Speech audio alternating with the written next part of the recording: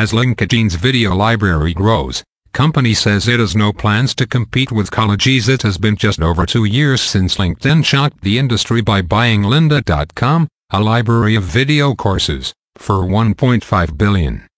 The move made clear that the professional networking platform wanted to play a broader role in the future of employment, and it raised the eyebrows of some college officials who wonder how big that role might get.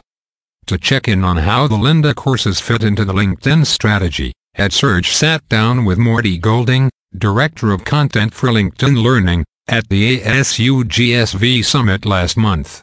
A graphic designer himself, Golding argued that professors can't teach effectively these days without instructional designers, especially when video lecturers are part of the mix. The conversation was part of our Thought Leader interview series on the future of education. Below is an edited and condensed version of the conversation, or watch the complete interview. EdSurge: a couple of years ago LinkedIn bought lynda.com for a whopping $1.5 billion. What is the philosophy behind joining a library of video courses with a professional networking site? Golding: I joined lynda.com in 2011. Our focus was always helping people learn. You learn because you want to learn, and the results of that learning will help with jobs or whatever opportunities are out there for you. Then you have LinkedIn, the site that everyone associates with work and with getting jobs. There's this vision behind LinkedIn about bringing economic opportunity to the world. It's great to be able to show people what jobs are available, but then how do they actually acquire the skills they need in order to get those jobs if they don't have those skills? Put those two things together, data and learning, and you have true economic impact from taking that learning and actually getting work because of it. By that logic, can you imagine the creation one day of a LinkedIn University? Should colleges be worried that you're going to compete with them? No, I don't see us competing with colleges. I like to say that the learning that you acquire inside traditional education is just-in-case learning. You try to get a broad base in your learning. The data that we see today is that people actually will have 15 jobs in their lifetimes. How does college prepare you for 15 different jobs? Especially when probably 8 of those careers don't even exist. The skills don't even exist for those yet. So, it's really the understanding that when you come out of college, thought's not when you stop learning. You're always continuing this idea of learning. Where LinkedIn is really focused right now is taking that education you have inside of college, and then doing the just-in-time learning on the job, learning a little bit every day, a little bit every week, or when new technologies come out. I understand part of your role at LinkedIn is picking what classes to put up next. How do you decide what to add? We use a tremendous amount of data. We can look at what jobs are being posted. We can see what recruiters are looking for, what are the skills that are necessary, what skills are trending, and not only across the world, but within specific demographic areas or regions.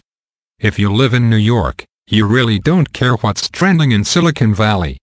Does LinkedIn's ownership of lynda.com mean that you essentially block out other providers of video courses? Today on LinkedIn Learning it's only Lynda courses. But in the future we can definitely envision where there are other providers available. We always look for partnerships. People don't realize today that about 15% of our content in our Lynda library is third-party content. So, we are already bringing more content into our platform. And we see that as a trend that's going to continue in the future. You taught courses at lynda.com before LinkedIn bought the company. What lessons have you learned over the years in teaching in this manner that might benefit other teachers, even if they teach in person? Probably the biggest lesson is that when you take your knowledge and you transfer it into a digital course, you have to find just the right amount of things to put into that video. As a graphic designer, we learned that the way to design is not to keep adding more things to make this page look better. Your challenge is, how to remove more things? That's what Apple always tries to do. You have a plain white page with an apple in the middle, and that's it, nothing else. The more you can remove from the page the better. And, I think it's the same thing with learning. What do you want somebody to walk away with? What's that key point? We like to refer to it at LinkedIn as what's the so what? What did I get out of that particular lesson? We see people start a video, then after 2 seconds, if they are not engaged or interested, they'll stop watching that video and skip to the next one. So it's getting to the point of understanding that things like course design are important. It's very easy now for anyone to pick up an iPhone, record some video, or even invest in a large amount of production to stand in front of a screen. But unless you partner with an instructional designer, and you think more about what's the educational concept that I'm trying to convey to the learner, it's not as effective. I have a team of 50 people that are focused on concept strategy. But, behind that team are 200 instructional designers, motion graphic designers, people who are skilled at the craft of storytelling through the method of video, who work with the experts that we find in the world and make them the best teachers. What's next for you all, now that a couple of years have passed since LinkedIn bought Lynda? I think the biggest challenge is around discovery.